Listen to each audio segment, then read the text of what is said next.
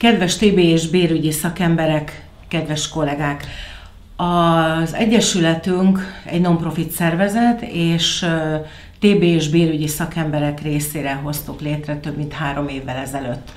Egyesületünk folyamatosan keresi a fejlődési utakat, és természetesen a tagjaink igényeihez igazodva tesszük mindezt.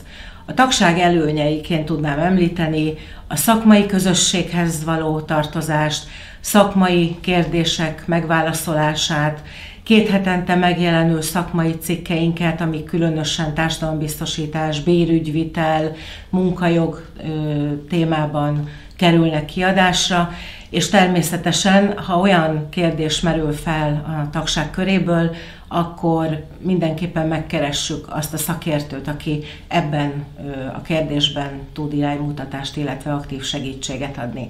Ingyenesen, illetve kedvezményesen konferenciákat biztosítunk tagjaink számára, és hogy kiket várunk a tagság körébe, természetesen szakmában dolgozókat, akik gyakorlattal rendelkeznek, legalább 2 éves gyakorlatuk van, illetve pályakezdőket, akiknek megvan a szakirányú végzettségük. Úgyhogy mindenkit invitálok és buzdítok arra, hogy csatlakozzon Egyesületünkhöz, az MTBSE szervezetéhez, a tagfelvételi űrlapnak a kitöltésével. Várunk mindenkit sorainkba!